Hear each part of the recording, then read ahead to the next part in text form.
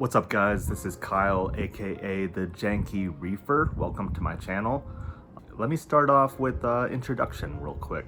I'm pretty new to reefing. I started in March of 2021. So let me give you a little bit of insight as to why I call myself the Janky Reefer. I'm somewhat handy, I like to think anyway, and I'm not trying to be janky. For instance, I'll make a stand, and after I'm done making the stand, it just wobbles a little bit. I think it would be a little bit irresponsible of me to not preface this with saying that no one should strive to be a janky reefer. These are living creatures that we are taking care of in our tank, and we should do our best to make sure that they're healthy and happy. So know that all of the jankiness that comes from my systems wasn't on purpose. It wasn't deliberate. I'm not trying to be janky. It's just that's how it ends up. In this video, I'm gonna go over the 30-gallon Nano tank that I started off with. I also have a 210-gallon system in my living room, but I'll go over that in another video. So some background on this tank. I picked up both the tank and the stand in probably 2009. I was stationed in South Carolina, and I got them both from Petco, and originally they were freshwater fish. I was living in the dorms on base, and I was kind of trying to push my limits and see if I could get away with it, because the policy was no pets. And you know, I was being a big rebel at the time, and it's like, well, let's see if I can skirt this line. And during inspection, they didn't have a problem with it, so hooray, I got away with it. I was not good at keeping freshwater fish at all. I don't know why. I still don't know why. I didn't put a ton of effort into it. So twice I think I tried, and they all died. All my fish died. So the tank went away for a long time. Like, it sat for probably 8 years or 10 years, something like that. And I brought it back out to try saltwater this year. I didn't know I was gonna get crazy into corals the way that I did, but yeah, I'm completely obsessed now. So anyway, without any further ado, let's go over this aquarium. So here is my tank. It's got a Red Sea LED 50 light, an eShops overflow. I custom built the sump down here. You can see the return line here, ball valve, a gate valve. It leads right into a sock. This is a Bubble Magnus Z-Series skimmer. It does the job. It's a pretty cheap skimmer, but you know, it does what it's supposed to do. What I have here, I'll go ahead and lift this off this door.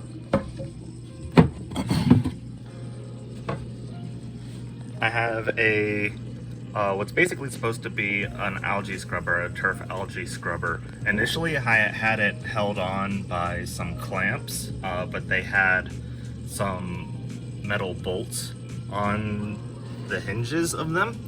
So I'll go ahead and show you them right now. Most people know what I'm talking about. I noticed though that they were starting to rust out, if you can see right here. So what I did was I cut some glass and I siliconed them together to hold it, so that way we didn't have any extra metals leaching into the tank. This is an Aqueon grow light, so not sure if it's doing a great job. I mean, I've had to harvest the Kato a few times. So it spills over from this chamber. There's a little cheapo glass heater back there, spills over this chamber into the refugium. I had all of these rocks and ceramic bio balls in there at one point, but I got tired of scraping the algae off of them all the time, so I put them in an area with less light. What I'm probably going to end up doing here is putting in a gravity-fed auto top-off with a float valve in here, so I'm going to have to move all of this stuff probably to the other side over here or back in here. I'd rather not have them in the refugium, just because I don't want to have to scrape all of that stuff off. Yeah, so got some Chaetomorpha in there, and it's got a whole bunch of junk inside of it, some sponges growing in there, but yeah, it's doing what it's supposed to do. So going from the refugium, it comes down into this chamber here through some, standard poly floss, and in this way through all of this stuff and into the Mighty Jet. I think it's a 326. The little controller is right here. So yeah, it's a pretty good return pump. I'm happy enough with it. Between the controller here and the gate valve, I'm able to tune it, how I want. The reason that I custom built a sump was for this stand.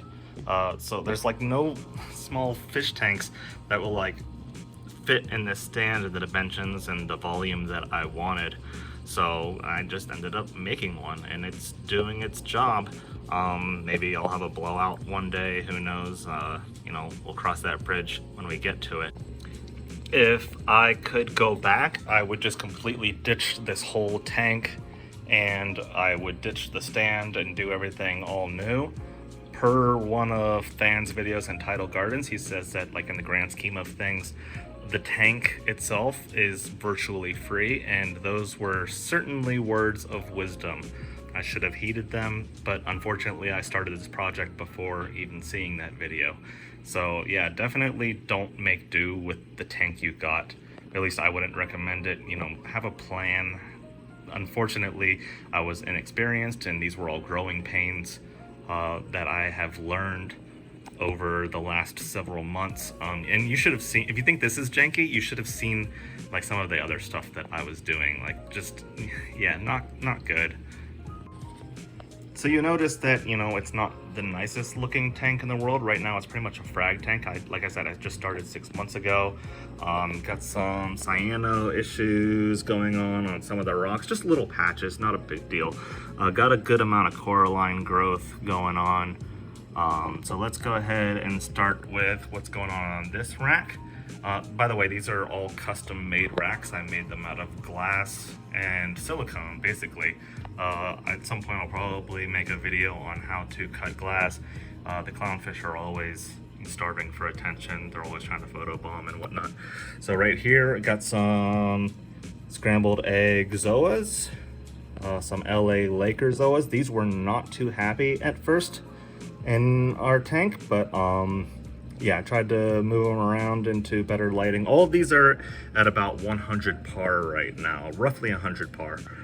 Some standard Rasta zoas and some Pandora zoas. So the first zoas we got from a store in town called Fishy Business. By the way, we're in Tucson, Arizona.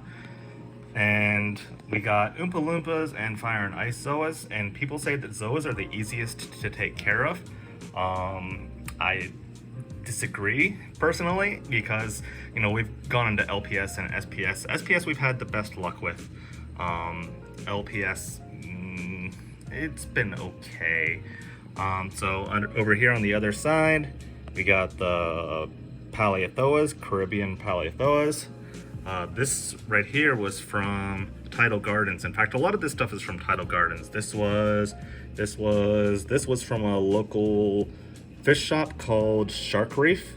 Good shop, both Shark Reef and Fishy Business. I've got nothing but good things to say about them. It's my fault really that the zoas died, because I was brand new to it, and I think I fried them in the light. Got some psammocora right here. It's encrusting on the frag pretty well. Please don't mind the hair algae and the cyano in the tank too much. I think it's just first year reefing problems. Got a psammocora here. It's been getting pretty terrific growth. It's got some new branches. Got the Seriatopora right here. Birds of Paradise, I think, and a Stylophora. All of them are seeing pretty good growth. So you notice that this frag rack, also kind of janky. Funny story behind this frag rack. It's actually made from the brace up here at the top of the aquarium. I cut it out because it was getting in the way of the light. So initially, like when I first started off, like even more janky than what I got now, which is still pretty janky, it was just a glass top, and I had it like just sitting, resting on the glass top. So yeah, no bueno with that. So I did a DIY stand with some PVC here. This is what's known as safety wire. I use it at my job working on aircraft. Believe me, I do better work with that than I do in my aquarium. So that's doing what this brace used to do, which is kind of holding it all together. So right here, up here, we got a Monty cap. It's extremely happy. When we first got it, it was way smaller than what it was. It's probably half the size, and there was some just bleaching on the left-hand side, and it loves the tank right here. The Aquapora and the Sunset Encrusting Montipora are all sitting at about 300 par. So you see this acro here came from Shark Reef, and so did this Montipora. And this acro started encrusting really well. So I decided to put it on a rock here so it could continue to encrust. But it's pretty happy. Initially it had like no corallites, basically, well, virtually no corallites, and got some pretty good polyp extension, got a lot of good encrusting going on. So it seems pretty happy where it is. The encrusting Monty, haven't seen a ton of growth out of it. I just moved it up to the higher light recently, so we'll see. As far as the wave makers here, these are like the cheap Petco wave makers. So yeah, that's these ones here.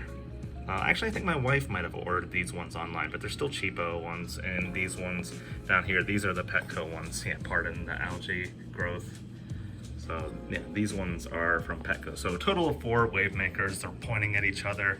These ones up here are a little more powerful. So, you know, the colliding current right here in the middle, it hits those SPS up there and they love it. Down here at the very bottom, we have clove polyps. I think it might be rainbow clove polyps. Put them on this rock here on a little island so that they don't grow out. This guy, this is a Micromusa. It doesn't seem to be too happy. It was happy for a long time. I mean, it's not miserable. It was way worse a couple hours ago. I did a water change and it was pretty pissed. This one loves its life. It's actually growing. You can't really see from the side here, but it's actually growing baby heads on the side. So yeah, pretty happy. These are also custom frag racks. This is a candy cane. As you can see, not doing well. It might even be dead. At one point, algae took hold on the skeleton, and it's just, yeah, it's been on its way out ever since. It's been like on the verge of death for months now. We call it the wraith coral. As far as fish, we got this goby in here, shark-nosed goby. He is such a dick.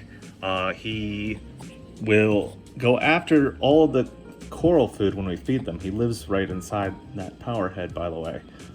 But yeah, anytime I go to feed the coral, feed them reeferoids, and he just goes after it. He beats up the corals, tries to take the food. I try to distract him. Yeah, it just doesn't work out too well. We got a hammer sitting right over here.